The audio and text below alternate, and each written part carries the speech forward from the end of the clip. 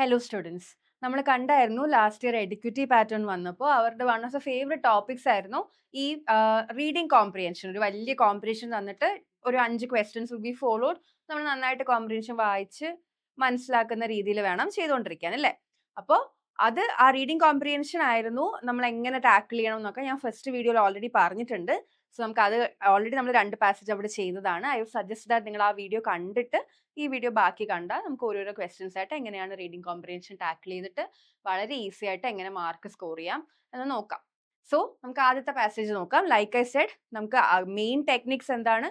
ആദ്യം ആ പാസേജ് ഒന്ന് ഹോൾ സ്കിം ചെയ്ത് പെട്ടെന്ന് പെട്ടെന്ന് കണ്ണോടിച്ച് നോക്കിയിട്ട് എന്തിനെ പറ്റിയാണ് ഈ പറയുന്നത് എന്ന് മനസ്സിലാക്കുക. എന്നിട്ട് ഗോ ടു ദ ക്വസ്റ്റ്യൻസ് ഒന്ന് കീവേഡ്സ് എഴുതി വെക്കുക. 1 2 3 4 5 കഴിഞ്ഞിട്ട് കീവേഡ്സ് എഴുതി വെക്കുക. Come back to the passage, read the passage very carefully. ഈ കീവേഡ്സ് മനസ്സിൽ വെക്കണം. Keeping the keywords in mind, read the passage very carefully. കാരണം കീവേഡ്സിന്റെ അവിടെയാണ് നമുക്ക് ആൻസേഴ്സ് ഉള്ളത്, അല്ലേ? അപ്പൊ ആൻസേഴ്സും കിട്ടിയിട്ട് നമുക്ക് സുഖമായിട്ട് ക്വസ്റ്റ്യൻസ് ആൻസർ ചെയ്യാവുന്നതാണ്.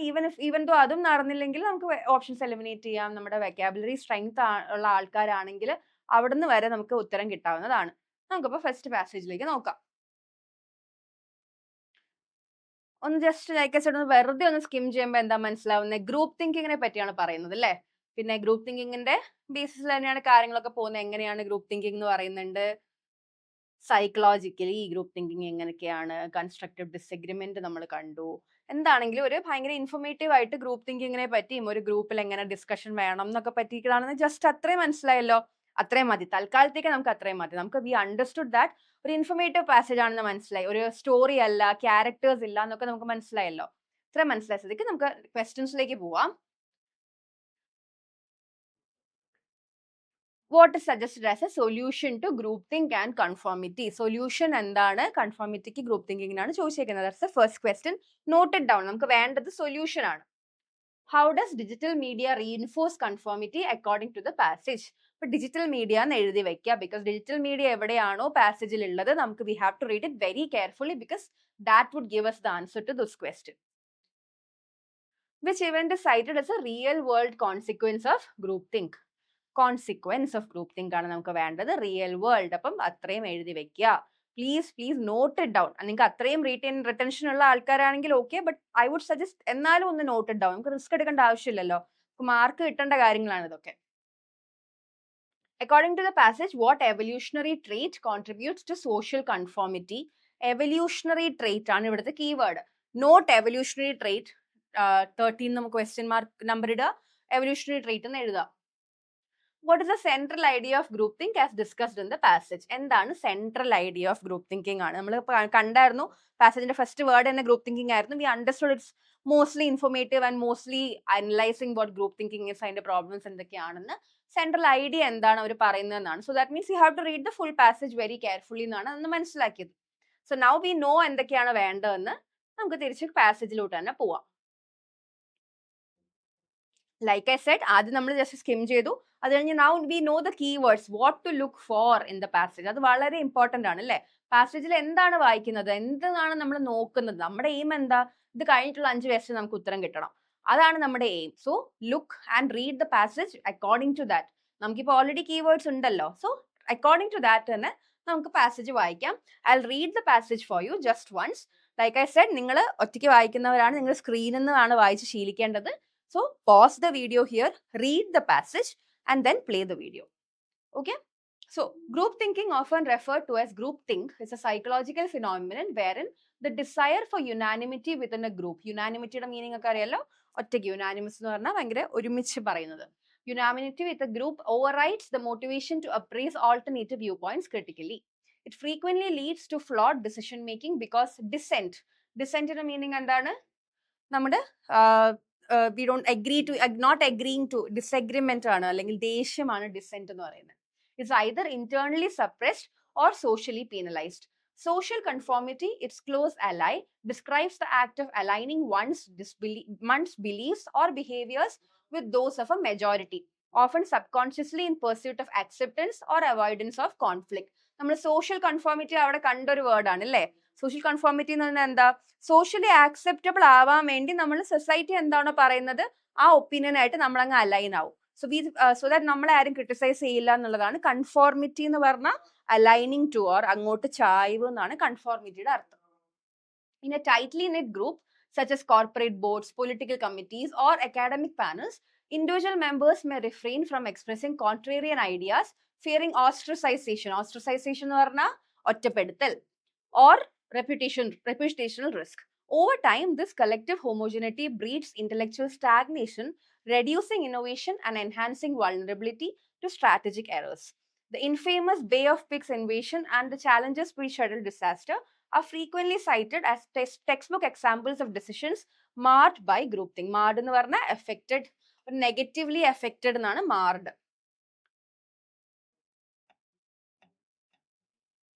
ബാക്കി പാസേജ് നോക്കിയേ. Psychologically, the roots of group conformity lie in our evolutionary inclination. Evolutionary എന്താണെന്ന് നമുക്കൊരു question ഉണ്ടല്ലേ?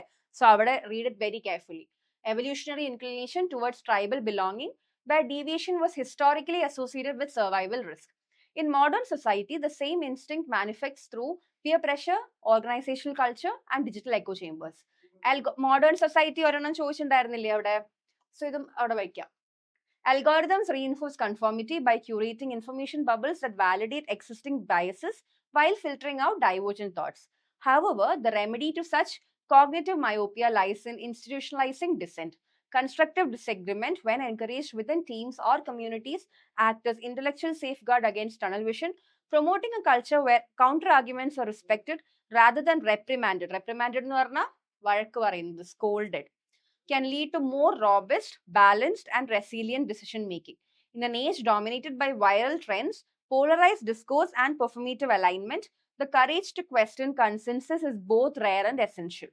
True progress emerges not from blind allegiance to majority norms, but from critical inquiry and the audacity to challenge the comfortable. So now we know what the passage is. നന്നായിട്ട് തന്നെ വായിച്ചു. നമ്മൾ keywords ഒക്കെ not ചെയ്ത ആൾക്കാരാണ്. അതിലൊക്കെ നമ്മൾ ശ്രദ്ധിച്ച് വായിച്ചു. So let's look at the first question. First question എന്താ നോക്കിയേ? What is suggested as the solution to groupthink and conformity? എന്താണ് സൊല്യൂഷൻ എന്നാണ് ചോദിച്ചേക്കുന്നത്. ഹയറിംഗ് മോർ സീനിയർ ലീഡേഴ്സിന് എവിടെയെങ്കിലും പറഞ്ഞിട്ടുണ്ടോ? ഇല്ല. മാൻഡേറ്റിംഗ് കംപ്ലയൻസ്. കംപ്ലയൻസ് എന്ന് പറഞ്ഞാൽ ഒബീഡിയൻസ് എന്നാണ് അതിന്റെ അർത്ഥം. എല്ലാവരും അങ്ങ് അനുസരിച്ചാൽ ഇത് ശരിയാവുമെന്ന് പറഞ്ഞിട്ടുണ്ടോ? ഇല്ല. Encouraging constructive descent. ഇതേ ഫ്രേസ് നമ്മൾ കണ്ടതാണ് അല്ലേ? So that is the answer. Encouraging constructive ആയിട്ട് നമ്മളൊരു ഡിസെന്റ് എന്ന് നമുക്ക് എന്താ പറയാ, നമുക്ക് സമ്മതമില്ലായ്മ, നമുക്ക് ഒരാളോട് നമ്മൾ അവർ പറയുന്നതോട് യോജിക്കുന്നില്ല എങ്കിൽ പോലും you can have A constructive descent ആയിട്ട് നമുക്ക് അത് എൻകറേജ് ചെയ്യുന്നതാണ് ഗ്രൂപ്പ് തിങ്കിന്റെ കൺഫോർമിറ്റിയുടെയും ഒരു സൊല്യൂഷൻ ആയിട്ട് പറഞ്ഞേക്കുന്നത് അല്ലേ? നെക്സ്റ്റ് ക്വസ്റ്റ്യൻ നോക്കിയേ. സോ ലൈക്ക് ഐ സൈഡ്, ഒന്ന് മനസ്സിരുത്തി വായിച്ചാൽ നമുക്ക് കിട്ടാവുന്നതേ ഉള്ളൂ. It's not that hard. How does digital media reinforce conformity according to the passage? എന്താണ് നമ്മൾ വായിച്ചതാണല്ലേ? ബൈ റിമൂവിങ് കോൺട്രവേഴ്ഷ്യൽ കോണ്ടന്റ് എന്ന് എവിടെയെങ്കിലും പറയുന്നുണ്ടോ? ഇല്ല. By presenting data in charts എന്ന് പറയുന്നില്ല. Through curated echo chambers, that something നമ്മൾ പറഞ്ഞായിരുന്നു. അവര് പറയുന്നുണ്ടല്ലേ, ഇൻഫർമേഷൻ ബബിൾസ് ഉണ്ടാക്കുന്നുണ്ട്. ഇൻഫർമേഷൻ ബബിൾസ് എന്ന് പറയുന്നുണ്ട്.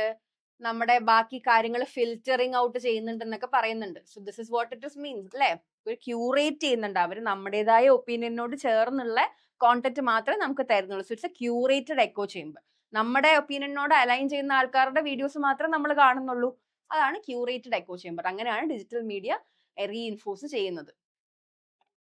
അടുത്ത നോക്കിയേ.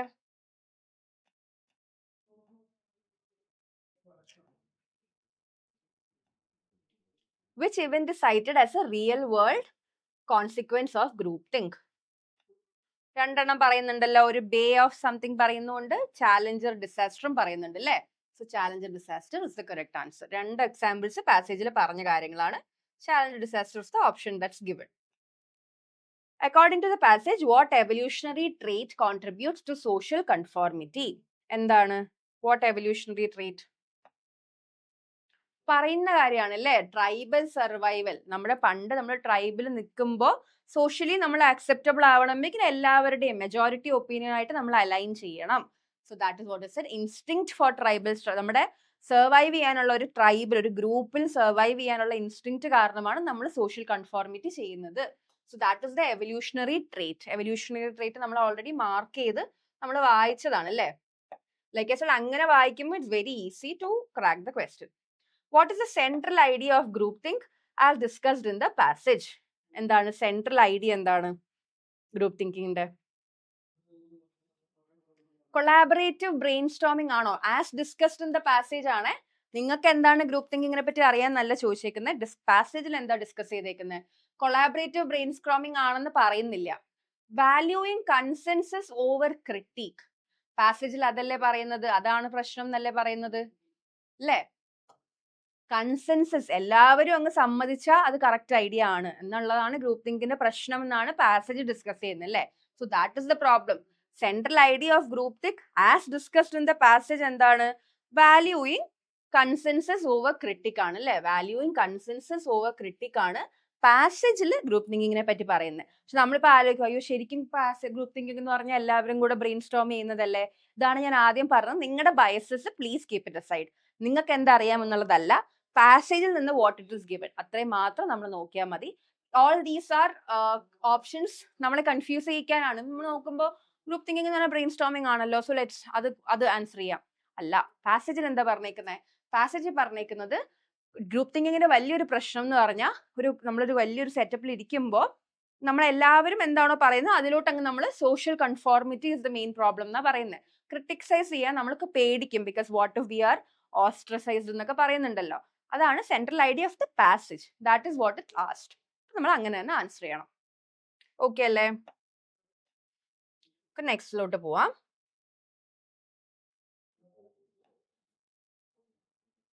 അഗൈൻ ഞാൻ പറഞ്ഞ പോലെ ജസ്റ്റ് ഒന്ന് സ്കിം ചെയ്യുക. While education and wisdom are often conflated. Education wisdom കണ്ടു, എന്തൊക്കെയോ വിസ്ഡം വീണ്ടും ഉണ്ട്, നമുക്കൊരു സ്റ്റോറി അല്ല എന്ന് മനസ്സിലായി. It's a very analytical passage. എന്തായാലും എഡ്യൂക്കേഷനും വിസ്ഡം ഇസ് വെരി റിപ്പീറ്റഡ് അല്ലേ? നമുക്ക് അത്രയും വെച്ച് മുന്നോട്ട് പോവാം. വീണ്ടും education, critical thinking, wisdom. So basically എഡ്യൂക്കേഷനും വിസ്ഡത്തെ തന്നെയാണ് ഈ പറയുന്നതെന്നുള്ള കാര്യം നമുക്കിവിടെ മനസ്സിലായില്ലേ? നമുക്ക് ഓരോ ക്വസ്റ്റ്യനിലെ കീവേഡ്സ് എന്താന്ന് നോക്കാം. What is the central contrast? Contrast ആണ് നമ്മുടെ ഇവിടുത്തെ കീവേഡ്. കോൺട്രാസ്റ്റ് എന്താണെന്നാണ് ചോദിച്ചേക്കുന്നത്. നമ്മൾ നോട്ട് ചെയ്യുക. Keyword is that we have to read the passage so that we are looking for the contrast in the passage. അടുത്ത ക്വസ്റ്റ്യൻ എന്താ? Who according to the author can be wise despite lacking formal education? Formal education ഇല്ലെങ്കിലും ആരൊക്കെയാണ് wise? Just keep it in your mind and read the passage accordingly. Later we'll find out. What does the author mean by wisdom enriches the soul? Wisdom enriches the soul ആണ് അപ്പൊ അവിടുത്തെ keyword. അപ്പൊ keep that in your mind. അത് നമ്മൾ നോക്കണം. Wisdom enriches the soul എന്ന് എവിടെ പറയണേന്ന്. Okay? According to the passage, how is wisdom primarily acquired? Wisdom എങ്ങനെയാണ് കിട്ടുന്നത് എന്നുള്ളത് ചോദിച്ചിട്ടുണ്ട്. According to the author, why has the gap between education and wisdom widened in recent times എന്ന് ചോദിച്ചിട്ടുണ്ട്. So gap between education and wisdom is another keyword that you have to look for. ഇതൊക്കെ എവിടെയാ ഉണ്ടായെന്ന് നമ്മൾ തപ്പിയെടുക്കണം അല്ലേ? നമുക്ക് passage മര്യാദയ്ക്ക് വായിക്കാം. ലൈക്ക് ഐ സെഡ്, ഞാൻ പാസേജ് കാണിക്കുമ്പോൾ നിങ്ങൾ വീഡിയോ പോസ് ചെയ്യുക, read it very carefully and then you can play the video. Okay ആണല്ലോ?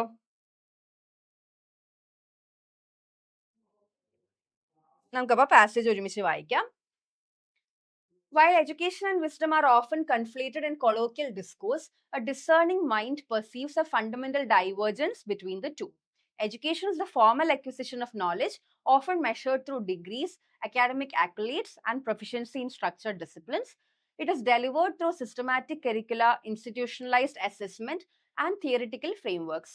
However, wisdom transcends this rigidity. It is the judicious application of knowledge to real-life context, enriched by experience, introspection, and emotional intelligence. An individual may be extensively educated, yet remain bereft of wisdom if they lack the discernment to apply their learning ethically and effectively. Conversely, many wise individuals, farmers, artisans, elders, may not possess formal education. നമുക്ക് already ചോദിച്ചിട്ടുണ്ടല്ലേ ആരൊക്കെയാണ് formal education ഇല്ലെങ്കിലും vice ആണെന്നുള്ളത്. So keep that in your mind. But their decisions exhibit prudence and sagacity cultivated through lived realities. Thus, education equips the mind, but wisdom enriches the soul. Prudence എന്ന് പറഞ്ഞാൽ വളരെ നല്ല prudent mind എന്ന് പറഞ്ഞാൽ very sharp mind. Sagacity also means wisdom അല്ലെങ്കിൽ knowledge. Thus, education equips the mind, but wisdom enriches the soul. In an era dominated by information overload and algorithmic thinking, the schism between the two has widened. Schism എന്ന് പറഞ്ഞാൽ the difference. Education institutions often prioritize rote memorization, rote എന്ന് പറഞ്ഞാൽ ഭയങ്കര കാണാതെ പഠിപ്പ്, and standardized testing over critical thinking and moral reasoning. Consequently, society produces individuals proficient in problem solving but deficient in decision making that requires empathy, patience, or foresight. Wisdom, being innately human, cannot be downloaded or fast-tracked. It is earned through trial, failure, reflection, and a nuanced understanding of human nature. Furthermore, while education is temporarily bounded, ending with formal schooling or academic milestones, wisdom is a lifelong pursuit.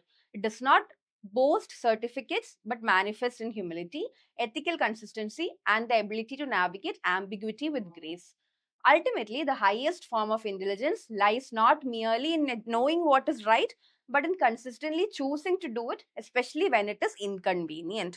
Knowledge എന്താണ്, wisdom എന്താണ്, knowledge എവിടെ ഉപയോഗിക്കണം, wisdom എങ്ങനെ ഉപയോഗിക്കണം, education നിന്ന് മാത്രമാണോ wisdom തരുന്നത്, ഇതൊക്കെയാണ് അവർ പറയുന്നത് അല്ലേ. നമുക്ക് ഫസ്റ്റ് ക്വസ്റ്റ്യൻ നോക്കാം. നമ്മൾ ഓൾറെഡി ക്വസ്റ്റ്യൻസ് കണ്ടതാണ്. What is the central contrast drone in the passage എന്നാണ് ചോദിച്ചേക്കുന്നത്.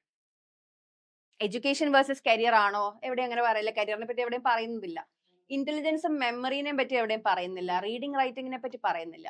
ഇതല്ലേ formal learning versus applied wisdom. നമ്മൾ പഠിച്ചത് മാത്രം പോരെ, അത് എവിടെ കൊണ്ട് അപ്ലൈ ചെയ്യുന്നു. നമ്മൾ ഇൻകൺവീനിയന്റ് ആകുമ്പോൾ നമ്മുടെ നോളജും നമ്മുടെ ക്രിട്ടിക്കൽ തിങ്കിങ്ങും ഒക്കെ നമുക്ക് അവിടെ അപ്ലൈ ചെയ്യാൻ പറ്റുന്നുണ്ടോ എന്നാണ് ഈ പാസേജിൽ പറഞ്ഞുകൊണ്ടിരിക്കുന്നത് അല്ലേ. So formal learning versus applied wisdom ആണ് നമുക്കപ്പം ഇവിടെ ചോദിച്ചേക്കുന്നത് അല്ലേ. അടുത്ത question. Who according to the author can be wise despite lacking education? നമ്മൾ കണ്ടതാണ്, ഞാൻ പറഞ്ഞതാണ്, നമ്മൾ അപ്പൊ തന്നെ ശ്രദ്ധിക്കണം എന്ന്. എൽഡേഴ്സ് ആൻഡ് ആർട്ടിസൻസ്, ഫാമേഴ്സും ഉണ്ടായിരുന്നില്ലേ അവിടെ ആ പാസേജില്. ഇവർക്കൊക്കെ ഫോർമലി എഡ്യൂക്കേഷൻ ഉണ്ടാവില്ല, but they take really good decisions എന്ന് പാസേജിൽ ഉണ്ട്. That's the answer. What does the author mean by wisdom enriches the soul? എന്താണ് വിസ്ഡം എൻറിച്ചസ്? എന്തോ കൂട്ടുന്നു എന്നല്ലേ അതിന്റെ അർത്ഥം. ഇറ്റ് എൻഹാൻസസ് അക്കാഡമിക് സക്സസ് ആണോ സോളിനെ? അല്ല. It fosters deeper moral insight. നമ്മളെ ഉള്ളിന്റെ ഉള്ളിൽ നിന്ന് ഒരു മോറൽ ഇൻസൈറ്റ് കൊണ്ടുവരും. അതല്ലേ ഈ സോൾ. എൻറിച്ചിങ് ദ സോൾ എന്ന് പറഞ്ഞാൽ അതല്ലേ. ഇറ്റ് ഇംപ്രൂവ്സ് വെർബൽ എക്സ്പ്രഷൻ അല്ല, ഷാർപ്പൻസ് മാത്തമാറ്റിക്കൽ സ്കിൽസ് ഒന്നും അല്ല. ഇതാണ് correct answer. Like I said options eliminate ചെയ്തു. വി ആർ ഷുവർ നമ്മൾ സെക്കൻഡ് ഓപ്ഷൻ എത്തിയപ്പോൾ ദാറ്റ്സ് കറക്റ്റ് എന്ന് അറിയാം. But if you want to, you can go to the other options also and eliminate it.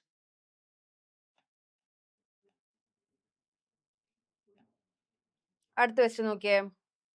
According to the passage, how is wisdom primarily acquired? Wisdom എങ്ങനെയാണ് കിട്ടുന്നത്? Text books ആണോ? അല്ല. അതല്ലേ full പറയുന്നത്. Text ബുക്കിൽ നിന്ന് പഠിച്ചിട്ട് മാത്രം കാര്യമില്ല, എവിടെ കൊണ്ട് അപ്ലൈ ചെയ്യണം എന്ന് അറിയണം എന്ന്. ത്രൂ ഇമോഷണൽ ഡിറ്റാച്ച്മെന്റ് എവിടെയെങ്കിലും പറയുന്നുണ്ടോ? ഇല്ല. ത്രൂ എക്സ്പീരിയൻസ് ആൻഡ് റിഫ്ലക്ഷൻ പറയുന്നുണ്ട്. ക്രിട്ടിക്കൽ തിങ്കിങ് വേണം, എക്സ്പീരിയൻസ് വേണം, എംപത്തി വേണം എന്നൊക്കെ പറയുന്നുണ്ട് അല്ലെ. എംപത്തി വേണം എന്നൊക്കെ പറയുന്നുണ്ട്. ത്രൂ അൽഗോറിതമിക് തിങ്കിങ്ങും പറയുന്നില്ല. So this is the correct answer. Like I said, ബാക്കി ഓപ്ഷൻസ് അങ്ങ് നോക്കിക്കോ, എന്നാലും കുഴപ്പമില്ല. അടുത്ത് നോക്കിയേ. According to the author, why has the gap between education and wisdom widened in recent times? എന്നാണ് അടുത്ത ക്വസ്റ്റ്യൻ. എന്താണ് ഉത്തരം? Due to over use of social media എന്ന് എവിടെയെങ്കിലും പറയുന്നുണ്ടോ? സോഷ്യൽ മീഡിയനെ പറ്റി വലിയ മെൻഷൻ പോലും ഇല്ല. Because wisdom is no longer valued ഉണ്ടോ? ഇല്ല. Because of rote learning and algorithmic methods. This is something that's exactly taken right from the passage. Passage മറ്റേ സെക്കൻഡ് സ്ലൈഡിലെ ഫസ്റ്റ് ലൈൻ ആയിരുന്നില്ലേ, റോട്ട് ലേണിംഗ്, കാണാതെ പഠിപ്പ്. അതാണ് പ്രശ്നം എന്ന് പറയുന്നുണ്ട്. ഇതൊന്നും അല്ല. So because of rote learning and algorithmic methods എന്നാണ് എന്റെ ആൻസർ. ഓക്കെ അല്ലേ? നമുക്കപ്പോൾ നെക്സ്റ്റ് ക്വസ്റ്റ്യനിലേക്ക് പോവാം. നെക്സ്റ്റ് പാസേജ് ആണ്. I hope it's clear. I hope you know what I am saying. നമ്മൾ പാസേജ് വായിക്കുക, സ്കിം ചെയ്യുക, കീവേഡ്സ് എടുക്കുക, എന്നിട്ട് തിരിച്ചു വരിക. നമുക്ക് നെക്സ്റ്റ് പാസേജിലേക്ക് പോവാം. Like I said, skim through the passage. എന്തിനെ പറ്റിയാന്ന് ജസ്റ്റ് മനസ്സിലാക്കിയാൽ മതി. നമ്മൾ ലാംഗ്വേജ് എന്ന് കണ്ടു, ഇൻഡിജിനസ് ലാംഗ്വേജസ്. സോ ബേസിക്കലി ഇത് ലാംഗ്വേജിനെ പറ്റിയാണ് സംസാരിക്കുന്നത്. ലാംഗ്വേജിന് ഇറ്റ്സ് ആൻ അനലിറ്റിക്കൽ പാസേജ് എന്ന് മനസ്സിലായി. ഇത്രയും മതി തൽക്കാലത്തേക്ക്, നമുക്ക് ഇത്രയും മതി. Will look at the questions and come back. Questions നോക്കിയേ. What lasting impact of colonial language policy does the passage highlight? അപ്പം കൊളോണിയൽ ലാംഗ്വേജ് പോളിസിയാണ് ഇവിടുത്തെ ഇമ്പോർട്ടൻറ്റ് തിങ് അല്ലേ. Colonial language policy is the key word that you have to look for in the passage. നമ്മൾ പിന്നെ അത് വായിക്കുമ്പോൾ മര്യാദയ്ക്ക് ശ്രദ്ധിക്കേണ്ട സാധനം എന്താണ്? Colonial language policy. അടുത്ത ക്വസ്റ്റ്യൻ നോക്കിയാൽ, What contradiction does the passage point out in British treatment of Indian languages? British treatment of Indian languages എന്തായിരുന്നു എന്നാണ് ചോദിക്കുന്നത്. പാസേജ് വായിക്കുമ്പോൾ keep in mind, like I said, note it down. British treatment ആണ് നമുക്ക് അറിയേണ്ടത്. അടുത്ത question എന്താ?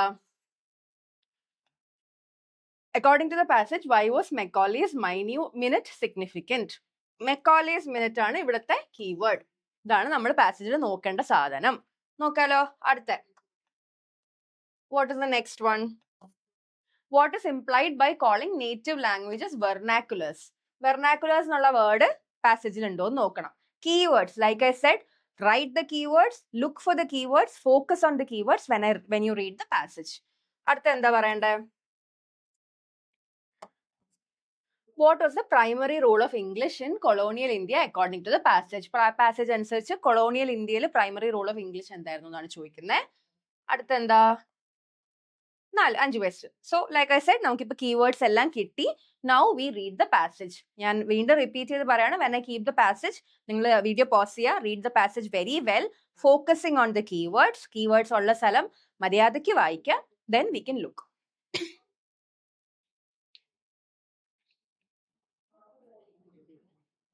Okay, let's read the passage together. Language has rarely been a neutral vehicle of communication in colonial India. It functioned as an instrument of control, ideology and identity. Colonial India എന്തായിരുന്നു നമുക്ക് ചോദ്യം ഉണ്ടായിരുന്നു അല്ലേ? അപ്പോൾ അവിടെ underline അല്ല, in your mind, like note it down. The British administration, while ostensibly engaged in civilizing and educating the colonized, meticulously manipulated linguistic hierarchies to entrench authority. English, elevated to the status of official and judicial language, was not merely a tool of governance. It became a symbol of intellectual legitimacy and social mobility. English എന്തായിരുന്നു എന്നൊരു question അവിടെ ഉണ്ടല്ലേ? So you have to read it very carefully. Indigenous languages, by contrast, were systematically subordinated, fragmented, and recast as vernaculars. Vernaculars is a keyword, a term that subtly suggested parochialism and inferiority. The imposition of English education through Macaulay's minute. Macaulay's minute keyword അല്ലേ? നമ്മൾ കണ്ടായിരുന്നു, അതിനെപ്പറ്റി question ഉണ്ട്. Macaulay's minute of 1835 was more than a curricular reform. It was a calculated cultural intervention. The production of a class of Indians who were, in Macaulay's words, Indian in blood and color but English in taste, exemplified a form of linguistic hegemony designed to internalize colonial values. English became the medium through which the colonized were taught to perceive themselves and their traditions through the lens of imperial rationality, often resulting in alienation from indigenous epistemologies. Simultaneously, the colonial status treatment of regional languages was riddled with contradictions. While British administrators encouraged the codification of Indian languages, such efforts often stripped them of their oral fluidity and cultural nuance. ബാക്കിയുണ്ട്. Sanskrit and Persian, once associated with prestige, were gradually marginalized, while languages like Hindi and Urdu became arenas of communal and political contestation, each championed by different religious and regional groups, further entrenching societal divisions. This reshaping of linguistic order served dual purposes, facilitating administrative efficiency and diffusing dissent. A populace divided along linguistic and communal lines was easier to govern. Moreover, fluency in English became a gatekeeping mechanism for bureaucratic inclusion and economic opportunity, thereby embedding inequality into the fabric of colonial modernity. In essence, language under colonial rule was not just about grammar or vocabulary, it was about access, allegiance and authority. നമ്മളിത് ചോദിച്ചിട്ടുണ്ടല്ലേ, colonial വേൾഡിൽ എന്തായിരുന്നു language എന്ന് ചോദിച്ചിട്ടുണ്ടല്ലേ? Colonial റൂളിന്റെ സമയത്ത് ഇംഗ്ലീഷിന്റെ role എന്തായിരുന്നു ഒരു question ആണ്. Understanding this interplay offers a lens into how colonial power was sustained not only through coercion but also through cultural engineering.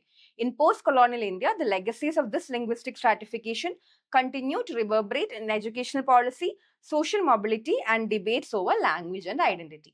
I hope എല്ലാവരും pose ചെയ്ത് നന്നായിട്ട് പാസേജ് വായിച്ചു എന്ന്. നമുക്ക് ക്വസ്റ്റ്യൻസിലേക്ക് പോവാം.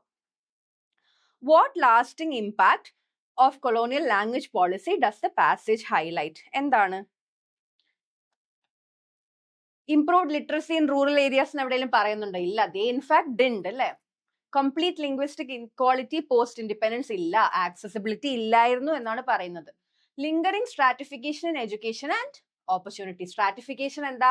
ഡിവൈഡ് ചെയ്തു. ഓരോ സ്ട്രാറ്റാസ് ആയിട്ട് ഇംഗ്ലീഷ് അറിയുന്നവർ, ഇംഗ്ലീഷ് അറിയാത്തവർ എന്നൊക്കെ പറഞ്ഞ് അവർ ഡിവൈഡ് ചെയ്തു. So they made stratification. അതാണ് നടന്നത്.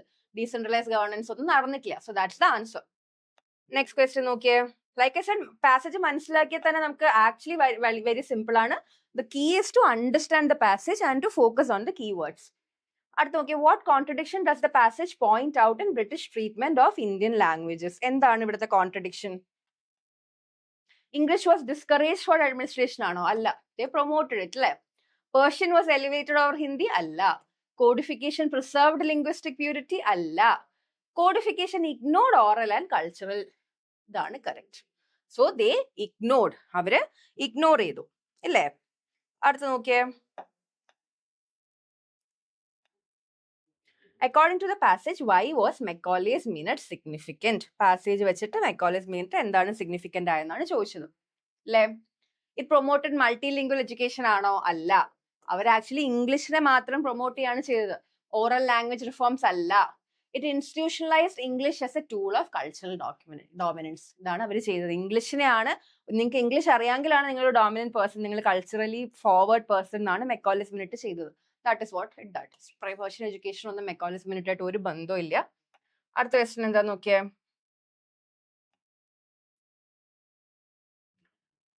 What is implied by calling native languages vernaculars? Vernaculars എവിടെ? Vernaculars എന്തുകൊണ്ടാണ് വിളിച്ചത്? Vernaculars കീവേഡ് ആണ്, നമ്മൾ അവിടെ നോട്ട് ചെയ്തായിരുന്നു. And we red it very carefully, അല്ലേ? They were widely respected ആണോ? അല്ല. Equal to English അല്ല. Because they considered it lower, അല്ലേ? കൾച്ചറലി റിച്ചും അല്ല. ദേ കൺസിഡേർഡ് റിഗാർഡഡ് ആസ് ഇൻഫീരിയർ ആയിരുന്നു, അല്ലെങ്കിൽ പെരോക്കിയൽ ആയിരുന്നു. ഇത് രണ്ടും എന്താ പറയാ, ഡയറക്ട്ലി പാസേജിൽ നിന്ന് എടുത്ത സെന്റൻസ് ആണ്. So if you have read carefully, it's very simple, very straightforward, absolutely straightforward question ആണ്. What is the primary role of English in colonial India according to the passage? Primary role of English എന്തായിരുന്നു എന്നാണ് ചോദിക്കുന്നത്. Enhancing regional unity ആണോ? അല്ല. അതല്ലായിരുന്നു അവരുടെ ഉദ്ദേശം. ഫെസിലിറ്റിംഗ് oral traditions അല്ല. ലെജിറ്റിമൈസിങ് colonial ideology and control. അവര് ഇംഗ്ലീഷ് വഴി നമ്മളെ കൺട്രോൾ ചെയ്യാനാണ് ശ്രമിച്ചത്. ഇന്ത്യൻ ലാംഗ്വേജസ് അവർ പ്രൊമോട്ട് ഒന്നും ചെയ്തിട്ടില്ല.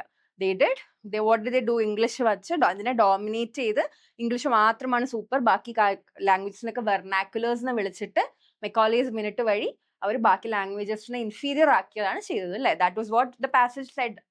അപ്പോൾ legitimising colonial ideology and control ആണ് അവർ ചെയ്തത്. I hope it is all clear. നമുക്ക് നെക്സ്റ്റ് പാസേജിലേക്ക് പോവാം. ജസ്റ്റ് ഒന്ന് നോക്കിയേ. India's legacy of healing practices, അല്ലെ? ഹീലിംഗ് പ്രാക്ടീസസിനെ പറ്റിയാണ് ഇവിടെ പറയുന്നത്. ഇറ്റ്സ് ഓൾസോ അനദർ ഇൻഫോർമേറ്റീവ് ഇതാണ്. അഗൈൻ ഹീലിംഗ് തന്നെയാണ്. വീണ്ടും കുറെ യോഗ സൂത്രാസ്, പതാഞ്ജലിനെ പറ്റി പറയുന്നുണ്ട്, അല്ലെ? അപ്പൊ അതിനെ പറ്റിയാണെന്ന് നമുക്ക് മനസ്സിലായി. അടുത്ത നോക്കിയേ, ആയുഷിനെ പറ്റി പറയുന്നുണ്ട്. സോ ബേസിക്കലി ഇത്തിരി ആയുർവേദയോ നമ്മുടെ ഹീലിംഗ് മെത്തേഡ്, ഡിസീസ് മാനേജ്മെന്റിനെ പറ്റിയൊക്കെയാണ് പറയുന്നതെന്ന് നമുക്ക് മനസ്സിലായി. അത്രയും തൽക്കാലം നമുക്ക് അത്രയും മനസ്സിലാക്കാം. ക്വസ്റ്റ്യൻസ് എന്തൊക്കെയാന്ന് നോക്കിയേ. പാസേജ് വെച്ച് what is required for the survival and relevance of yoga and traditional medicine എന്താണ് വേണ്ടതെന്നാണ് ചോദിക്കുന്നത്. What stance does the author take on integrating traditional medicine with modern? ഓഥറിന്റെ എന്താണ് ഓഥറിന്റെ ഐഡിയ ഓർ ഒപ്പീനിയൻ എന്നും ചോദിക്കുന്നുണ്ട്. What is the potential danger of state patronage of Ayush systems? Ayush systems നമ്മൾ അവിടെ ജസ്റ്റ് സ്കിം ചെയ്തപ്പോൾ കണ്ടതാണ്. അപ്പോൾ പൊട്ടൻഷ്യൽ സ്റ്റേറ്റ് അത് പാട്രണൈസ് ചെയ്യുമ്പോൾ എന്താ സംഭവിക്കാന്ന് ചോദിക്കുന്നുണ്ട്. Which of the following best reflects the Ayurvedic approach to diseases? Ayurvedic approach to disease എന്താന്ന് ചോദിക്കുന്നുണ്ട്. What tension does the passage highlight regarding the global adoption of yoga? Global adoption of yoga എന്തോ tension ഉണ്ട്, അതെന്താണ് പാസേജിൽ പറയുന്നതെന്ന് പറയുന്നുണ്ട്. Okay, so 5 questions again. നമുക്ക് passage ഒന്ന് മര്യാദയ്ക്ക് വായിക്കാം. അത് കഴിഞ്ഞ് we can solve the questions. Like I said, you can pause the passage here, എന്നിട്ട് നിങ്ങൾക്ക് മനസ്സിലാക്കി എടുക്കാം എന്താണ് ഇവർ പറയുന്നതെന്ന്. നമുക്ക് ഒരുമിച്ച് വായിക്കാം. I hope you can read it well. Okay. India's legacy of healing practices embodied in disciplines such as yoga, Ayurveda, Siddha, and Unani presents a complex synthesis of philosophy, biology, and metaphysics.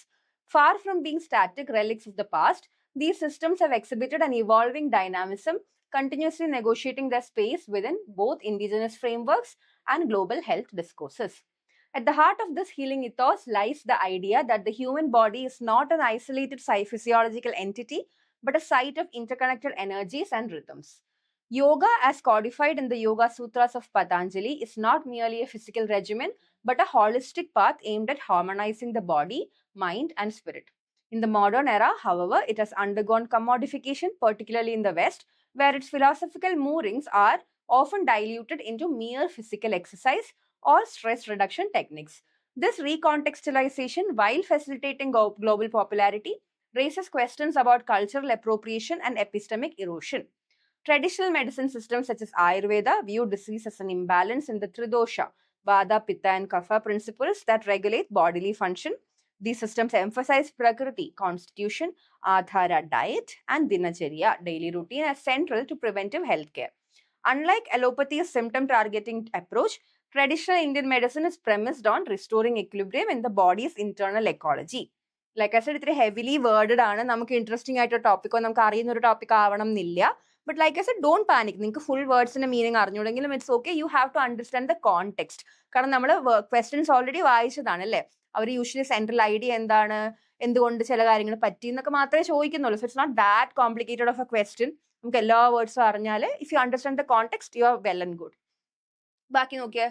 This integrative vision aligns with contemporary calls for personalized and preventive medicine, though methodological differences continue to stoke skepticism in the biomedical community. State patronage നമ്മൾ നേരത്തെ കണ്ടല്ലേ. State patronage of Ayush, Ayurveda, Yoga and Naturopathy, Unani, Siddha and Homeopathy underlines a renewed institutional interest in traditional systems. However, critics caution against uncritical endorsement, citing the lack of standardized clinical trials, variability in diagnostic models, and challenges in evidence-based validation. Furthermore, pharmaceutical commercialization of Ayurvedic formulations often sidelines traditional knowledge holders, reducing centuries-old practices to marketable commodities. The interface between yoga and traditional medicine with modern healthcare, ചോദിച്ചതാണല്ലേ, എന്താണ് ഇത് mix ചെയ്യുമ്പം പറ്റുന്നതെന്ന് author എന്താ ആലോചിക്കുന്നതെന്ന് ചോദിച്ചതാണ്, is therefore both promising and fraught. While integrative models are being explored, especially in palliative care, mental health, and chronic disease management, they require epistemic humility and regulatory rigor. The danger lies in either romanticizing these systems as panaceas or discarding them as pre-scientific relics. Ultimately, the relevance of yoga and traditional medicine in contemporary India will depend on the country's ability to safeguard their philosophical depth while subjecting them to transparent, rigorous scrutiny. Neither dogmatic revivalism nor dismissive scientism will suffice. What is needed is a dialogical framework where tradition and modernity co-evolve, not in opposition but in mutual enrichment. വളരെ വലിയ passage ആണ്. ഞായക്കാശം നിങ്ങൾക്ക് വലിയ passage വന്നിട്ട് നമുക്കിപ്പോൾ question നമ്മൾ exam ഹാളിൽ ഇരിക്കുകയാണ്, ഇത്രയും വലിയൊരു പാസേജ് കാണുമ്പോൾ തന്നെ ചിലപ്പോൾ നമ്മുടെ കാറ്റ് പോകും. അങ്ങനെ ചെയ്യരുത്. You have read, you have practised well. നിങ്ങൾ റീഡിംഗ് ഹാബിറ്റ് ഒക്കെ കൾട്ടിവേറ്റ് ചെയ്ത് എഡിറ്റോറിയലൊക്കെ വായിച്ച് പ്രാക്ടീസ് ചെയ്ത ആൾക്കാരാണ്. So it's fine. Like I said full മനസ്സിലായി എല്ലാ വേർഡ് ബൈ വേർഡ് മനസ്സിലാക്കിയാലേ ക്വസ്റ്റ്യൻസ് അറ്റൻഡ് ചെയ്യാൻ പറ്റുമെന്നൊന്നും ഇല്ല. നമുക്കിപ്പോൾ കോണ്ടെക്സ്റ്റ് മനസ്സിലായി, നമുക്ക് എന്താണ് പുള്ളി പറയുന്നതെന്ന് മനസ്സിലായി, ഈവൻ ദോ നമുക്ക് ചില വേർഡ്സ് മനസ്സിലായില്ലെങ്കിൽ ഇറ്റ്സ് ഫൈൻ, അതൊന്നും സാരമില്ല. Don't get stuck. നമ്മൾ വായിച്ചുകൊണ്ടിരിക്കുമ്പോൾ വേർഡ്സ് അറിയുവാണെങ്കിൽ പ്രൊസീഡ്, ബാക്കി വായിക്കുക. നമുക്ക് കുറച്ച് റീഡിംഗ് ഹാബിറ്റ് ഉള്ള ആൾക്കാരാണെങ്കിൽ ബാക്കി വായിക്കുമ്പം കോണ്ടെക്സ്റ്റ് അനുസരിച്ച് സെന്റൻസ് മീനിങ് എന്താണെന്ന് മനസ്സിലാക്കാൻ പറ്റുന്നതേ ഉള്ളൂ. അതിലും വലുതൊന്നും നമ്മൾക്ക് ചോദിക്കില്ല. സോ ലൈക്ക് ഐ സെഡ്, പക്ഷെ you have to work on your reading habit and vocabulary. ഒന്നും വായിക്കാതെ പോരുതെന്നല്ല, പക്ഷെ if you have done enough practice it will be very well. നമുക്ക് നന്നായിട്ട് തന്നെ ചെയ്യാൻ പറ്റുന്ന കാര്യങ്ങളാണ് ഇതൊക്കെ. ക്വസ്റ്റ്യൻസ് നോക്കിയാലോ. According to the passage, what is required for the survival and relevance of yoga and traditional medicine in modern India എന്നാണ് ചോദിച്ചേക്കുന്നത്. നമ്മൾ കണ്ടായിരുന്നില്ലേ സർവൈവ് ചെയ്യണമെങ്കിൽ എന്ത് ചെയ്യണം എന്ന്. ബ്ലൈൻഡ് നാഷണൽ പ്രൈഡ് ആണോ? അല്ല. സയന്റിഫിക് റിജക്ഷൻ ഓഫ് ട്രഡിഷൻ ആണോ? അല്ല. പുള്ളി പറഞ്ഞേക്കുന്ന രണ്ടും നമ്മൾ ഒരുമിച്ച് ഇൻകോപ്പറേറ്റ് ചെയ്യണം എന്നാണ്. അപ്പം ഇതല്ലേ answer. ഡയലോജിക്കൽ integration of ancient and modern systems രണ്ടും ഒരുമിച്ച് ഇന്റഗ്രേറ്റ് ചെയ്യണം എന്നാണ് പറഞ്ഞത് അല്ലേ. അത് ഓൾറെഡി പറഞ്ഞ കാര്യമാണ്. ഇതൊക്കെ തെറ്റാ. So dialogical integration of ancient and modern systems is the correct answer. അടുത്ത നോക്കിയേ. What stance does the author take on integrating traditional medicine with modern healthcare ആണ് ചോദിച്ചേക്കുന്നത് അല്ലേ. എന്താണ്? Traditional medicines must replace allopathy എന്ന് എവിടെയെങ്കിലും പറയുന്നുണ്ടോ? ഇല്ല. ലൈക്ക് ഐ സെഡ്, ചില ഒരു സ്ട്രാറ്റജിയും കൂടെ ഞാൻ പറഞ്ഞുതരാം. You can look for strong words. എപ്പോഴും ഇത് ആപ്ലിക്കബിൾ ആവണമെന്ന് ഞാൻ പറയുന്നില്ല. Only when you are stuck, only when like obvious ആയിട്ടൊരു ആൻസർ ഇല്ല, അങ്ങനത്തെയൊക്കെ സിറ്റുവേഷനിലാണ് നമ്മുടെ ലാസ്റ്റ് അവസാനത്തെ കച്ചിത്തുരുമ്പ് എന്നൊക്കെ പറയുന്ന പോലെ അങ്ങനെ വേണമെങ്കിൽ you can look for strong keywords. ഇതിനൊക്കെ മസ്റ്റ് റീപ്ലേസ് എന്നൊക്കെ പറയുന്നത് unless it's very obviously or ഭയങ്കര എക്സ്പ്ലിസിറ്റ്ലി സ്റ്റേറ്റ് ചെയ്ത കാര്യമാണ്, അല്ലെങ്കിൽ ഈ മസ്റ്റ് ഒക്കെ ആർ ലൈക്ക് സ്ട്രോങ് വേർഡ്സ് അല്ലേ. ഇവിടെ മസ്റ്റ് നമ്മൾ കണ്ടെങ്കിൽ നമ്മൾ എന്തായാലും നമ്മൾ പാസേജ് വായിച്ചപ്പോൾ നമ്മൾ ശ്രദ്ധിച്ചിട്ടുണ്ടാവും അങ്ങനെ അയാൾ പറഞ്ഞിട്ടുണ്ടോ എന്ന്. മസ്റ്റ് നമ്മൾ എവിടെയും കണ്ടില്ല അല്ലേ. സോ അങ്ങനെയൊക്കെ നമുക്ക് ഓപ്ഷൻസ് എലിമിനേറ്റ് ചെയ്യാൻ പറ്റുന്നതാണ്. മോഡേൺ സയൻസ് സുപ്പീരിയർ എന്ന് പുള്ളി പറയുന്നില്ല. പുള്ളി എന്താ പറയുന്നത്, രണ്ടും ഇന്റഗ്രേറ്റ് ചെയ്യണം എന്നാണ് പറയുന്നത്. Integrated is possible with humility and standards. Two should remain completely separate എന്ന് പറയുന്നില്ല. സോ പുള്ളി ഇന്റഗ്രേറ്റ് ചെയ്യണം എന്നാണ് പറയുന്നത് അല്ലേ. നല്ല രണ്ടിന്റെയും എന്താ പറയുക, രണ്ടിന്റെയും റിയൽ സത്ത് കളയാണ്ട് രണ്ടും ഇന്റഗ്രേറ്റ് ചെയ്യണം എന്നാണ് പുള്ളിയുടെ സജഷൻ. അടുത്ത നോക്കിയേ, what is A potential danger of state patronage of Ayush system. നമ്മളിപ്പോ വായിച്ചപ്പോൾ നമ്മൾ കണ്ടായിരുന്നു അല്ലേ, സ്റ്റേറ്റ് പാട്രണേജ് കൊണ്ട് പറയുന്നുണ്ട്. എന്താണ് danger? High cost of medicine ഒന്നും പറയുന്നില്ല. ഇൻക്രീസ്ഡ് റൂറൽ അൺഎംപ്ലോയ്മെന്റിനെ പറ്റി ഒന്നുമേ അവിടെ പറയുന്നില്ല. Marginalisation of traditional knowledge holders ആണ് ഉത്തരം അല്ലേ. അതവിടെ പറയുന്നുണ്ട്. എന്താ, നമ്മൾ ട്രഡീഷണലി നോളജ് ഉള്ള ആൾക്കാരെ നമ്മൾ ഫുൾ ആയിട്ട് സ്റ്റേറ്റ് എടുക്കുമ്പോൾ അവരെ ഇഗ്നോർ ചെയ്യാനോ അവരെ മാർജിനലൈസ് ചെയ്യാനോ അവരെ സൈഡിലോട്ട് തള്ളാനുള്ള ഒരു ചാൻസ് ഉണ്ട് എന്ന് പറയുന്നുണ്ട്. So that is the correct answer.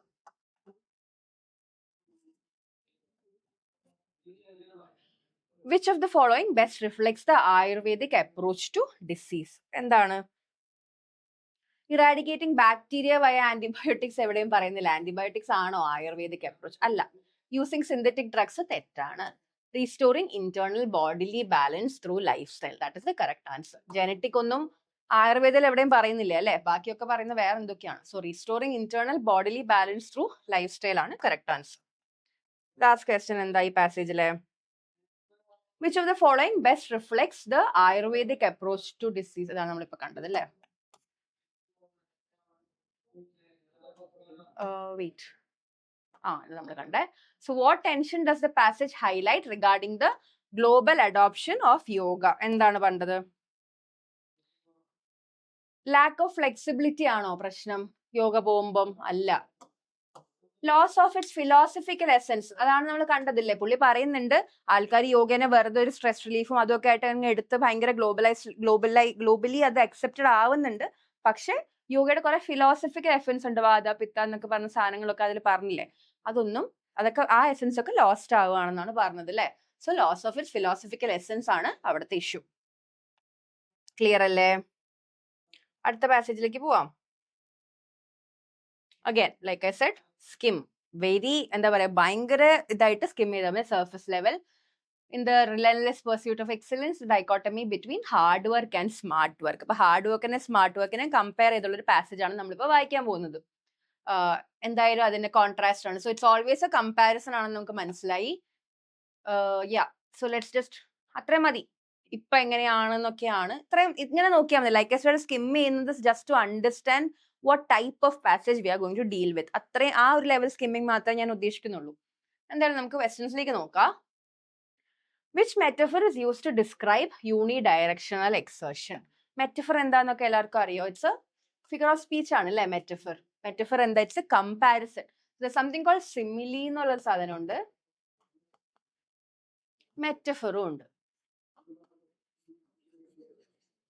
നമ്മള് പാസേജ് പഠിക്കുമ്പോൾ ഇമ്പോർട്ടന്റ് ആണ് അല്ലെ, എന്താണ് നമ്മൾ ഓതർ എഴുതുന്ന ഫിഗേഴ്സ് ഓഫ് സ്പീച്ച് അണ്ടർസ്റ്റാൻഡ് ചെയ്യുന്നത്. It's important. സിമിലി എന്താണ്? So both of this are used for comparisons. Comparison ഉപയോഗിക്കുന്ന സാധനമാണ് രണ്ടും, സിമിലിയും മെറ്റഫറും. പക്ഷെ സിമിലിയില് there would be the use of like അല്ലെങ്കിൽ ആസ് എന്ന് വെച്ചിട്ടായിരിക്കും ഇത് കമ്പയർ ചെയ്യാം. പക്ഷെ മെറ്റഫറിൽ ദർ വിൽ ബി കമ്പാരിസൺ, പക്ഷെ there won't be the usage of ഈ രണ്ട് വേർഡ്സ് ഇല്ല. സോ ലൈക്ക് ഐ സെഡ്, നമ്മളിപ്പോൾ ഫിഗർ ഓഫ് സ്പീച്ച് ഐഡന്റിഫൈ ചെയ്യാനാണ് പറയുന്നതെങ്കിൽ ചിലപ്പോൾ അങ്ങനെയും ചോദിക്കാറുണ്ട് കേട്ടോ. ഈ സെന്റൻസ് ഫ്രം ദ പാസേജ് അവർ എടുത്തിട്ട് അവർ ചോദിക്കും ഇതിൽ ഏതായിരുന്നു figure of speech. That's also very frequently ask question. അങ്ങനെ ചോദിക്കുകയാണെങ്കിൽ നമുക്ക് ഇപ്പം അതില്ല. പക്ഷെ like I said, we should be prepared for everything. അപ്പോൾ രണ്ട് സാധനങ്ങൾ തമ്മിൽ കമ്പയർ ചെയ്യുകയാണെങ്കിൽ ദർ ആർ ടു പോസിബിലിറ്റീസ്. ഒന്നെങ്കിൽ അത് സിമിലി ആവാം അല്ലെങ്കിൽ മെറ്റഫർ ആവാം. സോ സിമിലി ആണെന്ന് നമ്മൾ എങ്ങനെ നോക്കും? He runs like A cheetah. He runs like A cheetah. ഇവിടെ നമ്മൾ കമ്പയർ ചെയ്യാണ്. There is the word like here. So simile ആണിത് അല്ലേ? കണ്ടോ? He is as fast as A cheetah. അങ്ങനെ പറയുമ്പോഴും he is as fast as A cheetah. കണ്ടോ? Compare ചെയ്യുന്നുണ്ട്. You are using the word as also here. അപ്പോഴും നമുക്ക് simile ആണെന്ന് മനസ്സിലാവും. ഇവിടെ നോക്കിയേ, മെറ്റഫർ. എന്താ പറയാ, എവിടെ, വെയിറ്റ്, നമ്മൾ മെറ്റഫർ ആയിട്ട് എങ്ങനെ നമ്മൾ പറയുന്ന നോക്കിയപ്പം he is a lion in the fight. അങ്ങനെ പറയാം. He's a lion. അയാൾ ലയണിനെ പോലെയാണ് ഫൈറ്റ് ചെയ്യുമ്പോൾ എന്നേ പറയുന്നുള്ളൂ. അവിടെ like he's like a lion in the fight എന്നല്ല, he's a lion in the fight. He smiles like a sun എന്ന് പറഞ്ഞാൽ അതൊരു സിമിലി ആണ്. His smile is bright. അങ്ങനല്ല, he smiles brightly as a sun. അപ്പോഴും അത് സിമിലി ആണ് അല്ലേ? പക്ഷെ നമ്മൾ he's a lion in the fight, he's A cheetah in the race എന്ന് പറയുമ്പോൾ he's A cheetah. All compare ചെയ്തു, പക്ഷെ നമ്മൾ ലൈക്കും ആസും ഒന്നും അവിടെ ഉപയോഗിച്ചില്ല. അപ്പൊ സിമിലിയും മെറ്റഫറും ഉണ്ട്. ഇച്ചിരി ഡൈവേർഷൻ ആയിരുന്നു, ബട്ട് ഇറ്റ്സ് വെരി ഇമ്പോർട്ടന്റ്. നമ്മൾ ഫിഗേഴ്സ് ഓഫ് സ്പീച്ച് ചോദിക്കുന്ന കുറെ കണ്ടിട്ടുണ്ട് ഞാൻ, അതുകൊണ്ടാണ് പറഞ്ഞത് കേട്ടോ. സോ ഇവിടെ എന്താണ്, which metaphor is use to describe unidirectional exertion എന്നാണ് ചോദിക്കുന്നത്. നമുക്ക് വായിക്കുമ്പോൾ മനസ്സിലാവും metaphors തപ്പണം.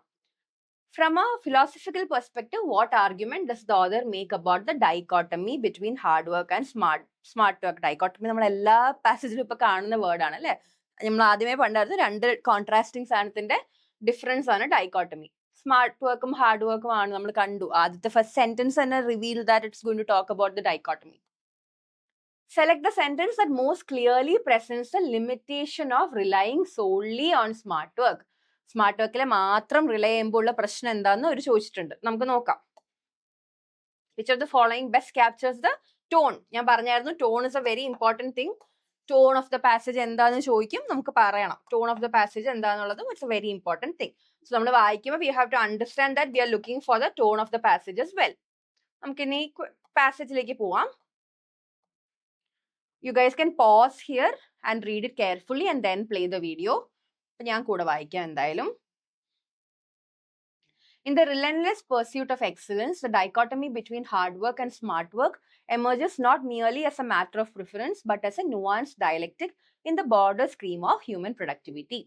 Hard work, often equated with sheer diligence, indefatigable endurance, and linear perseverance, has historically been valorized as the cornerstone of achievement. Valorized എന്ന് പറഞ്ഞാൽ നമ്മൾ അവരെ വാലർ ചെയ്യാന്ന് പറഞ്ഞാൽ ഓണർ ചെയ്യാന്നാണ് അർത്ഥം. ഓണർ അങ്ങനെ വല്ലാണ് അതിന്റെ അർത്ഥം കേട്ടോ. The laboring individual armed with nothing but obstinacy and time is celebrated in folklore and biographies alike. However, in an era punctuated by algorithmic precision and cognitive economy, such traditional notions increasingly invite scrutiny. Contrastingly, smart work embodies a strategic orchestration of effort, an application of metacognition, resource optimization, and situational analysis. It seeks to minimize entropy in labor while maximizing the return on cognitive and physical investment. Smart workers interrogate systems, deconstruct inefficiencies, and leverage available tools, be they digital frameworks or social capital, to expedite outcomes. നമ്മളിപ്പോൾ hard വർക്കും smart വർക്കും തമ്മിലുള്ള ഡൈക്കോട്ടമിയാണ് കണ്ടുവരുന്നത് അല്ലേ? അടുത്ത് നോക്കിയേ. They transcend the treadmill of unidirectional exertion by inserting intelligence. നമ്മൾ metaphor ചോദിച്ചിട്ടുണ്ടായിരുന്നു അവർ യൂണിഡയറക്ഷണൽ എക്സർഷൻ എന്താണ് മെറ്റഫർ എന്ന് യൂസ് ചെയ്തേക്കുന്നതെന്ന്. So keep that in mind. Into execution, nevertheless, the glorification of smart work without the substratum of hard work yields its own inadequacies. Smartness devoid of rigor often culminates in superficiality, a veneer of competence that collapses under sustained demand. Likewise, unmitigated hard work devoid of strategic redirection can lead to burnout and inefficacy. Hence, the contemporary paradigm necessitates a confluence. The sagacious worker is one who tempers grit with guile, who labors not just with effort, but with efficacy. This juxtaposition then is not binary but complementary. To romanticize either extreme is to overlook the variegated realities of performance. In the crucible of modern challenges, the symbiotic blend of persistence and precision is what renders output sustainable and impact magnified. In essence, success is not the fruit of blind toil or cunning alone, but the synthesis of intelligent perseverance. നമുക്ക് tone ഒക്കെ identify ചെയ്യാനുള്ള question ഉണ്ട് കേട്ടോ. So ഇത് വായിക്കുമ്പോൾ ആ ഒരു രീതിയിൽ കൂടെ ശ്രദ്ധിച്ച് വായിക്കാം. ഫസ്റ്റ് ക്വസ്റ്റ്യൻ എന്തായിരുന്നു? Which metaphor is used to describe unidirectional exertion? Metaphor, unidirectional exertion അവിടെ ഞാൻ പറഞ്ഞായിരുന്നു. എന്തായിരുന്നു? ട്രെഡ്മിൽ എന്ന് പറഞ്ഞിട്ടുണ്ടായിരുന്നില്ലേ അവിടെ? നോക്കിയേ, കണ്ടോ? They transcend the treadmill of, ഇവിടെ തന്നെ ഉണ്ട്, treadmill of unidirectional exertion. This is why noting the keywords are important. നമ്മൾ unidirectional exertion ഓൾറെഡി നോട്ട് ചെയ്തുകൊണ്ട് I could read that ആ ട്രെഡ്മിൽ അവിടെ ഇമ്പോർട്ടന്റ് ആണെന്ന് നമുക്ക് അറിയായിരുന്നു. അതുകൊണ്ട് it's easy for us now, right? അങ്ങനെ വേണം വായിക്കാൻ. What's the answer? Treadmill. As simple as that. എത്ര സമയം എടുത്തു നമുക്കത് മനസ്സിലാക്കാൻ, അല്ലേ? സോ ആ കീവേഡ് നോട്ട് ചെയ്ത് പാസേജിൽ ഫോക്കസ് ചെയ്ത് വായിക്കുന്നത് ഇസ് വെരി ഇമ്പോർട്ടന്റ്. അടുത്ത ക്വസ്റ്റ്യൻ എന്താ നോക്കിയേ. From a philosophical perspective, what argument does the author make about the dichotomy between hard work and smart work? Philosophically, പുള്ളി എന്താണ് പറയുന്നത്? They must harmonize to achieve sustainable results. One must dominate the other എന്ന് പറയുന്നില്ല, അല്ലേ? ഇതാണ് harmonise ആണ്, രണ്ടും കൂടെ ഒരുമിച്ച് നിൽക്കണം എന്നാണ് പറയുന്നത്. ഹാർഡ് വർക്ക് മാത്രം പോരാ, സ്മാർട്ട് വർക്ക് മാത്രം പോരാ, രണ്ടും ഒരുമിച്ച് ഹാർമണിയിൽ നിൽക്കണം എന്നാണ് the whole essence of the passage. So that is the correct answer. ബാക്കി നോക്കാം. ദേ ആർ മ്യൂച്വലി എക്സ്ക്ലൂസീവ് അല്ല. Smart work is the only viable path അല്ല. സോ രണ്ടും ഹാർമണൈസ് ചെയ്യണം എന്നാണ് പുള്ളി പറയുന്നത്. അടുത്ത് നോക്കിയേ. Select the sentence that most clearly presents the limitation of relying solely on smart work. എന്താണെന്നാണ് ചോദിച്ചേക്കുന്നത്. എന്താണ്? Hard work has historically been valorised ആണോ? അല്ല. They transcend the treadmill. അത് എന്തിനെ പറ്റിയായിരുന്നു? മറ്റേ ആ മെറ്റഫർ അല്ലേ? Smartness devoid of rigour often culminates in superficiality. Limitations only. അതാണല്ലോ എന്റെ ആൻസർ. സെഗേഷ്യസ് വർക്കറിനെ പറ്റി പറയുന്നേ അല്ല. ഇതാണ് കറക്റ്റ് ആൻസർ. സ്മാർട്ട്നെസ് മാത്രം പോരാ, smart work without hard work ആണെങ്കിൽ ഒരു ഗുണമില്ല. That's the correct answer. അതാണ് limitation of relying solely on smart വർക്കിനെ പറ്റി എവിടെയാ പറയുന്നതെന്ന് വെച്ചാൽ that is the correct answer. അടുത്ത ക്വസ്റ്റ്യൻ എന്താ?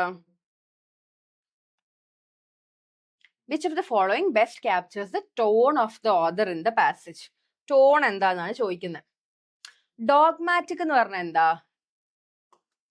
What is dogmatic? ഒരു dogma, central dogma of life എന്നൊക്കെ നമ്മൾ ബയോളജി പഠിക്കില്ല. ഒരു മെയിൻ ആസ്പെക്ട്, ഒരു സ്റ്റേൺ ആയിട്ട് നമ്മളൊരു പ്രോപ്പർ സ്ട്രോങ് ബിലീഫ് എന്ന് പറഞ്ഞാൽ അയാൾ ഇതിന് മാത്രമേ വിശ്വസിക്കുന്നുള്ളൂ എന്ന് പറഞ്ഞ് അതിനെ മാത്രം സപ്പോർട്ട് ചെയ്ത് എഴുതുന്ന ഒരു പാസേജ് ആണ് ഡോഗ്മാറ്റിക്. സ്ട്രോങ് ആയിട്ടുള്ള ഒരു ബിലീഫാണ് ഡോഗ്മാറ്റിക്. ഇതാണോ?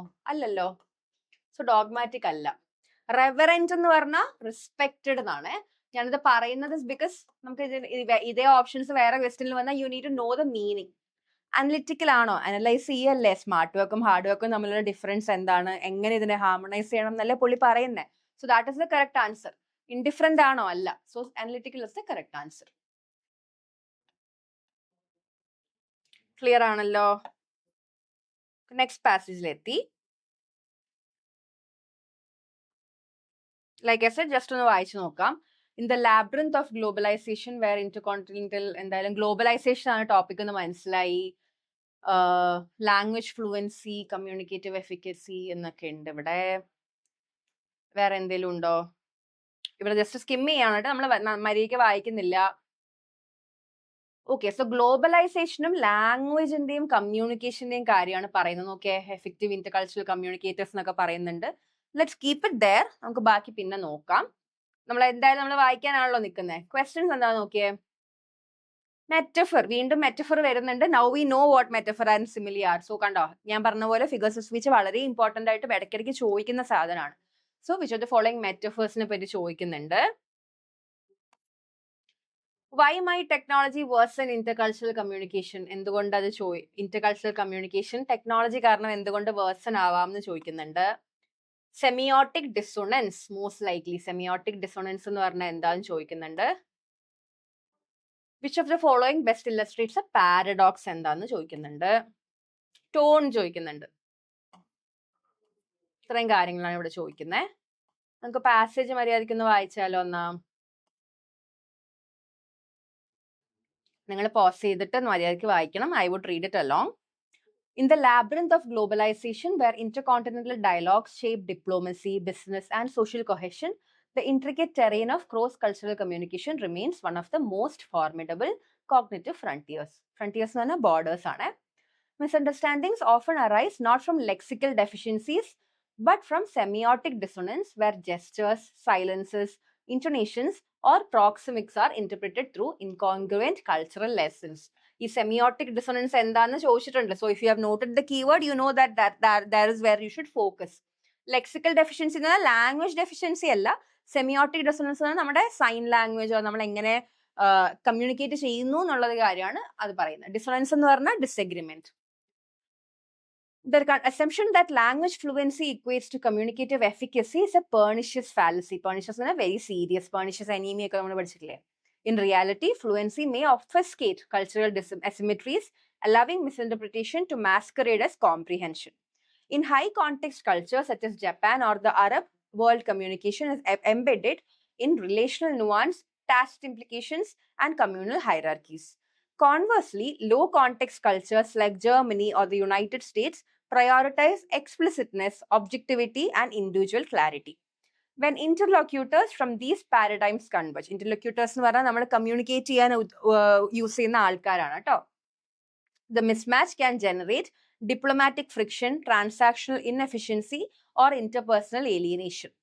Even seemingly innocuous എന്ന് പറഞ്ഞാൽ harmless ചെറിയ കാര്യങ്ങൾ, behaviors like eye contact, turn taking, or humor can catalyze discomfort when interpreted through a monocultural lens. കാരണം നമ്മുടെ ഒരു നാട്ടിൽ വർക്ക് ആവുന്ന കോമഡി വേറൊരു നാട്ടിൽ വർക്ക് ആവില്ല എന്ന് പറയില്ലേ, same thing. Furthermore, the cognitive filters individuals deploy, shaped by education, tradition, and socio-political conditioning, often reinforce in-group validation while relegating unfamiliar communication styles to categories of deviance or incompetence. This ethnocentric predisposition exacerbates എന്ന് പറഞ്ഞാൽ എന്താ, version ചെയ്യുന്നതാണ് കേട്ടോ അർത്ഥം.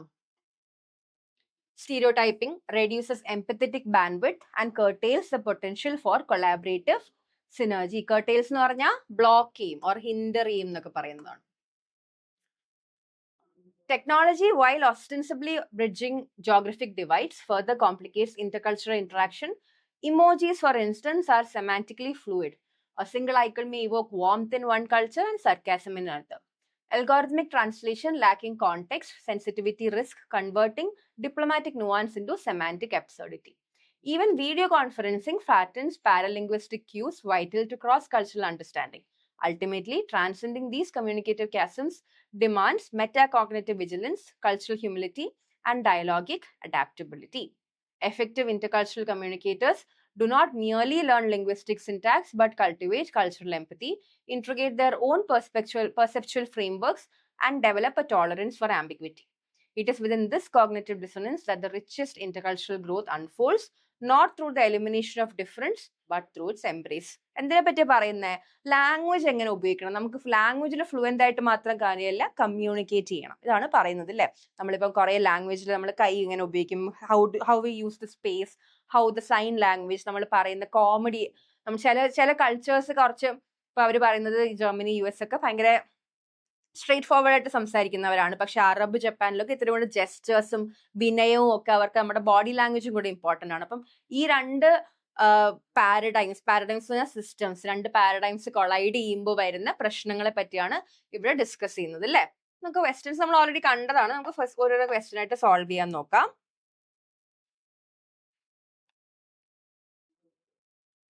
Which of the following metaphors best captures the overall argument? A bridge that never meets the other side എന്ന് പറയുന്നുള്ളൂ. നേരത്തെ ഞാൻ പറഞ്ഞ സാധാരണ this is a very strong word അല്ലേ, നെവർ മീറ്റ്സ് എന്നൊന്നും അവർ പറയുന്നില്ല. So that's wrong. A mirror reflecting only half the image എന്ന് പറയുന്നുണ്ടോ? ഇല്ല. Again another strong word. ഇതൊക്കെ അൺലെസ് വെരി സ്ട്രോങ് പാസേജ് ആണെങ്കിൽ അല്ല. ഇതിപ്പോ അവർ രണ്ടും പറയുന്നുണ്ട്, ഇത് എങ്ങനെ സോൾവ് ചെയ്യാം എന്നൊക്കെ പറയുന്നുണ്ടല്ലോ. A labyrinth filled with shifting doors. അല്ലേ, ഇത് കറക്റ്റ് ആണ്. ലാബ്രിന്ത് എന്ന് അവർ കൃത്യമായിട്ട് പറയുന്നുണ്ട്. What's a labyrinth? It's a maze. ഒരു ഊരാ കൊടുക്കുന്നൊക്കെ പറയുന്ന ലാബ്രിന്ത് ഇസ് എ മേസ്. ഇങ്ങനെ ഷിഫ്റ്റിംഗ് ആയിട്ടുള്ള ഡോസ് ഉണ്ട്. ഇവിടെ നിന്ന് ശരിയായി നമ്മൾ അപ്പുറത്ത് പോകുമ്പോൾ അവിടെ ഒരു പ്രശ്നം ഉണ്ടാവും. ഇങ്ങനെ we are somehow solving the puzzle എന്നുള്ള പോലെ. ലാഡർ ലീഡിങ് അല്ല, തെറ്റാണ്. So labyrinth filled shifting doors എന്നാണ് അതിന്റെ correct answer. Also there in the passage. Why might technology worsen intercultural communication as per the author? Again, like I said, as per the author എന്ന് പറയുന്നുണ്ട്. അതുകൊണ്ട് നിങ്ങളേതായ information ഒന്നും അവിടെ ഇടരുത്. Amplifies real time interaction ആണോ? അല്ല. അവർ പറഞ്ഞ എന്താ, വീഡിയോ കോളിലൊക്കെ കുറെ കാര്യങ്ങൾ മനസ്സിലാവുന്നില്ല എന്നാണ്. അപ്പൊ റിയൽ ടൈം ഇന്ററാക്ഷൻ ആംപ്ലിഫൈ ചെയ്യുന്നില്ല. It removes the need for shared language. Remove ചെയ്യുന്നുണ്ടോ? ഇല്ല. It flattens important non verbal cues and misinterpret. That's the correct answer. Encourages contact തെറ്റ. സോ അവര് നമ്മളിപ്പോൾ വീഡിയോ കോൺഫറൻസിംഗ് ഒക്കെ ചെയ്യുമ്പോൾ നമ്മൾ കൈ എങ്ങനെയാണ്, നമ്മുടെ സ്പേസ് എങ്ങനെ ഉപയോഗിക്കും, നമ്മൾ ചിരിക്കുന്നുണ്ടോ എന്ന് ചില കാര്യങ്ങളൊന്നും കൺവേ ആവില്ല. So it's A flattening response ആണ് നമുക്ക് കിട്ടുന്നത്. So that is what non verbal quiz ഉണ്ട് അല്ലേ. നമ്മൾ കമ്മ്യൂണിക്കേറ്റ് ചെയ്യുമ്പോൾ there are certain non verbal things. നമ്മൾ സംസാരിക്കുക മാത്രമല്ല, നമ്മുടെ ഐ കോൺടാക്ട് ഉണ്ട്, കൈ എങ്ങനെ പോകുന്നു, കാലെങ്ങനെ, അതൊക്കെ നമ്മൾ നോക്കുമല്ലോ. That's a non verbal cues. So അത് ടെക്നോളജി വേഴ്സൺ ചെയ്യുന്നു എന്നാണ് പറയുന്നത് അല്ലേ. അടുത്ത ക്വസ്റ്റ്യൻ എന്താ? ദ ഫ്രേസ് സെമിയോട്ടിക് ഡിസണൻസ് നമ്മൾ അവിടെ കീവേഡ് ആയിട്ട് മെൻഷൻ ചെയ്തതാണ്, നമ്മൾ ഇപ്പം വീണ്ടും കാണുകയാണ് അല്ലേ. സോറി, സെമിയോട്ടിക് ഡിസണൻസ് എന്താണെന്നാണ് പറയുന്നത്. ഡിസ്കോർഡന്റ് മ്യൂസിക്കൽ സ്ട്രക്ചർ ആണോ? അല്ല. ബ്രേക്ക് ഡൗൺ ഇൻ വൈഫൈ ഒക്കെ വെറുതെ അവർ എഴുതി. അഗ്രിമെന്റും അല്ല. സെമിയോട്ടിക് ഡിസോണൻസ് ആണ്. ഡിസോണൻസ് മീൻസ് ദേർസ് എ ഡിസ്അഗ്രിമെന്റ് അല്ലേ. നമ്മൾ ആ പാസേജ് ജസ്റ്റ് ഒന്ന് വായിച്ചാൽ നമുക്ക് ഇതൊക്കെ ക്യാൻസൽ ചെയ്യാൻ പറ്റും. So misinterpretation of cultural symbols and signs, like I said, semiotic എന്ന് പറഞ്ഞാൽ sign language or related to the signs that we use in communication ആണ് semiotic. So misinterpretation of that is the correct answer. അടുത്ത് നോക്കിയേ. Which of the following best illustrates a paradox? Paradox എന്ന് പറഞ്ഞാൽ എന്താ? നമ്മൾ contrary to the നമ്മൾ ശരിക്കും വിചാരിക്കുന്ന പോലെ അല്ലാത്തൊരു കാര്യം. That's A paradox. Technology enables cross cultural എംപത്തി ആണോ? അല്ല. അവർ പറയുന്നത് എന്താ, ടെക്നോളജി കാരണം സോഷ്യൽ നോൺ വെർബൽ ക്യൂസ് ഒക്കെ മിസ് ആവുന്നു, ഫ്ലാറ്റൻ ആവുന്നു എന്നാണ് പറയുന്നത്. Emojis unify people emotionally across culture ആണോ? അല്ല. അതിൽ പറയുന്നുണ്ട് ചില ഇമോജീസ് ചില കൾച്ചറിൽ വാം ആയിരിക്കും, ചില കൾച്ചേഴ്സ് സർക്കാസ്റ്റിക് ആയിരിക്കും അല്ലേ. അപ്പൊ അതും അല്ല. Fluency in language can still lead to miscommunication. That is the paradox അല്ലേ. പാരഡോക്സ് എന്ന് പറഞ്ഞാൽ എന്താ, നമ്മൾ വിചാരിക്കും കമ്മ്യൂണിക്കേറ്റ് ചെയ്യാൻ എന്താ ലാംഗ്വേജ് മാത്രം മതിയല്ലോ, അപ്പോൾ ഒരാൾ ഫ്ലുവന്റ് ആണെങ്കിൽ he can very well communicate, but that is not right. There are other things that are required for communication. Adana important. So that is the paradox. Idonnum alla. Okay. Adutha question endha? What is the tone of the passage? Tone of the passage aanu parayunne. Didactic ennu parna endha? Didactic ennu parna bhayangara informative aayittulla passage aanu didactic എന്ന് പറയുന്നത്. ഉള്ളി information, ഇങ്ങനെ loaded ആയിട്ട് information പറയുന്നതാണ് didactic. Celebratory ആണോ? എന്തിനേലും നമ്മളിവിടെ celebrate ചെയ്യുന്നുണ്ടോ?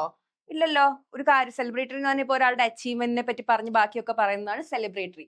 So celebratory അല്ല, അനലിറ്റിക്കൽ ആണ് അല്ലേ. You are analysing what is the problems in, എന്തൊക്കെ പ്രശ്നങ്ങൾ വരാം കമ്മ്യൂണിക്കേഷൻ. ലാംഗ്വേജ് മാത്രം പോരാ, you need to have the non verbal cues എന്നൊക്കെയാണ് അനലിറ്റിക്കൽ പാസേജ്.